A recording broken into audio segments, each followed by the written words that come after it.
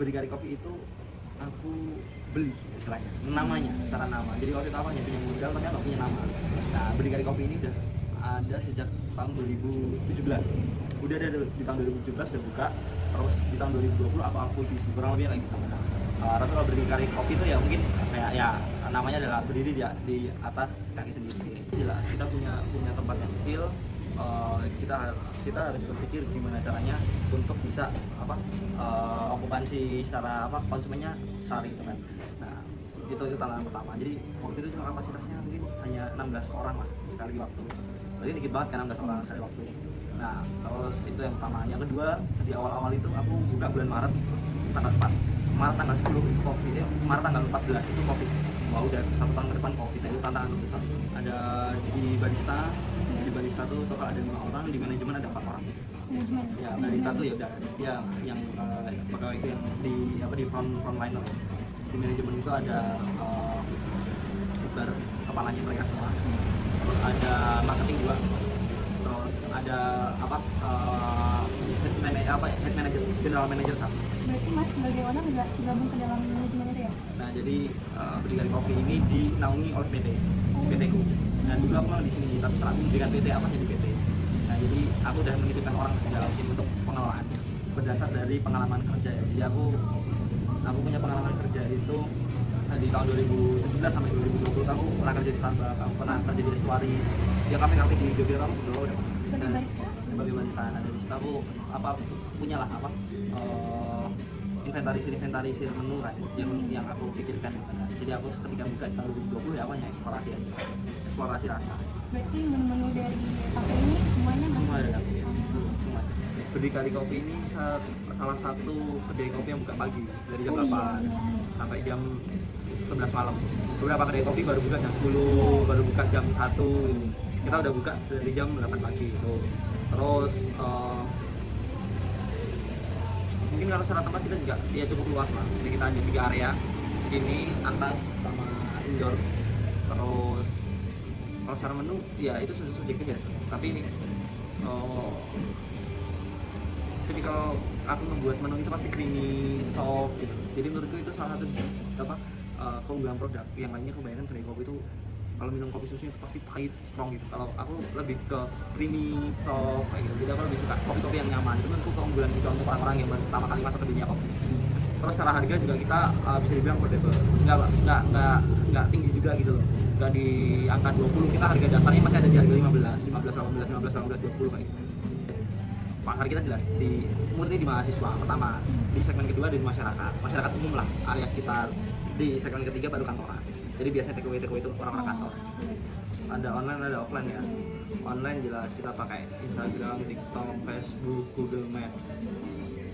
Apalagi ya 4 platform gitu. Kalau offline kita pakai platform sponsorship, partnership dengan beberapa usaha kayak gitu. Jadi dengan laundry misalnya, laundry nanti ketika transaksi berapa dikasih voucher potongan 20% atau 40% ya gitu. Terus ya udah mereka akan bagi itu gitu. Terus kalau kayak GrabFood ya itu juga ya itu berarti online order ya. Iya. Online order ya gitu. Jadi ada 5. Kalau online ada 5, offline-nya ada beberapa sih, bisa di breakdown banyak gitu. Kalau selain yang laundry tadi ada nggak Mas yang kayak promosi khusus lagi kayak misalnya pas ini atau gimana gitu ada? Ya kita tiap tanggal 4 itu besok tanggal 4 itu kalau ke Berdi bawa Mars Berdi itu pasti diskon kayak gitu. Setiap tanggal 4 gitu. Terus itu sih kebanyakan kalau ya mungkin event-event aja ya, tanggal 17 Agustus nanti terus buat apa jadi misalnya kalau dulu nulis puisi terus dapat bayaran banget tapi harus nulis puisi gitu. Oh gitu. Terus kalau misalnya ada kayak event yang 17 Agustus tadi yang seperti Mas bilang itu kayak ada menu spesial gitu nggak sih Mas? Ya ada biasanya kalau Valentine ada menu spesial lah gitu ya. Ada. Berarti menu itu cuma ada pas hari itu aja ya?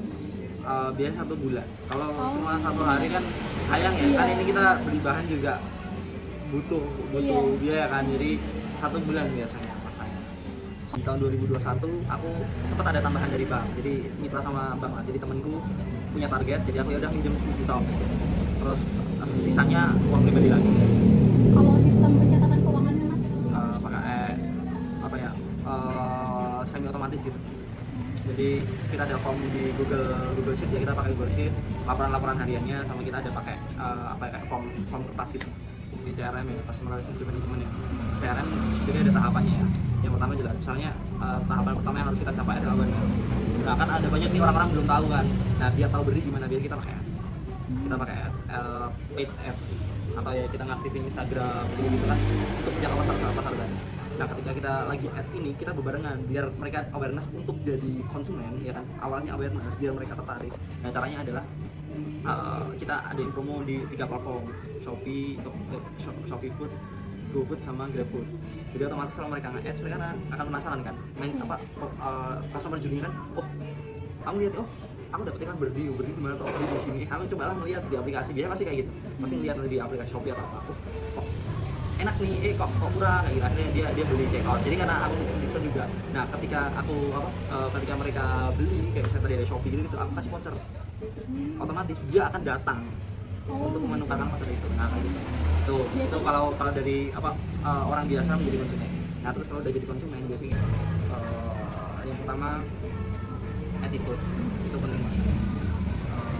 Terus yang kedua etos kerjanya seperti apa. Dia harus paham bahwasanya barista itu ya kamu kerjanya ya etos nih lebih mungkin ke inisiatif. Jadi yang dulu ketika kamu misalnya nggak ada konsumen terus kamu gimana aja, karena kamu bisa mengerjakan lain, bersihin meja lah, potongin stiker atau apa kayak gitu bisa. Terus yang ketiga tuh ya kedisiplinan, itu penting. Sebenarnya rekrutmenku cuma di situ sih. Berarti sistem perekrutannya ini dibuka lowongan pekerjaan atau Ya, seperti apa? dibuka lowongan pekerjaan bisa di platform-platform yang misalnya Magelang, loker Magelang gitu-gitu. Nanti banyak, nanti harus seleksi. Jadi perorangannya. Jadi ada sisi tahap wawancara seperti itu ya Mas? Ya, ada 3 tahapan. Kalau pelatihan dan pembekalan untuk staffnya Mas, kayak baristanya gitu ya gimana? Pelatihan dan Pembekalan. untuk ya jadi biasanya kita sebulan sekali kalau training, kalau di awal ya mereka waktu baru aja masuk terus ada training, ada tahapan training biasanya 7 kali ada training, nanti didampingi sama teman-teman barista juga, jadi aku tempelin bareng lah sama mereka. Nah, nanti di after itu baru nanti teman-teman bisa baru masuk sendiri nih, nanti tinggal rutinan lah ya, tiap hari kayak gini biasanya nanti aku ajak ngobrol gimana menunya ya, training ala-ala gitu, selalu menjalin kolaborasi lah sama beberapa pihak, nggak cuma sama laundry. Berarti kalau menjalin kolaborasi gitu ada promo-promo tertentu yang didapatkan Mas? Iya, ya kurang lebihnya sama lah kayak yang laundry. Kalau menurut Mas Raka sendiri, seberapa penting jejaring bisnis dalam mengembangkan UMKM ini? Penting banget karena jejaring bisnis itu menjadi salah satu fondasi utama kita untuk bisa survive dulu. Untuk bisa berkembang kita butuh orang-orang di luar circle kita, tapi untuk survive kita butuh orang-orang di circle kita. Jadi setidaknya antar teman dulu, jadi misalnya ada nih kita punya teman 20, nanti dia yang ngelarisi dulu, nanti 20 orang ini akan ngajak teman-temannya juga gitu kan. Jadi nanti rame-rame nanti akan terus berkembang. Jadi jejaring bisnis penting banget.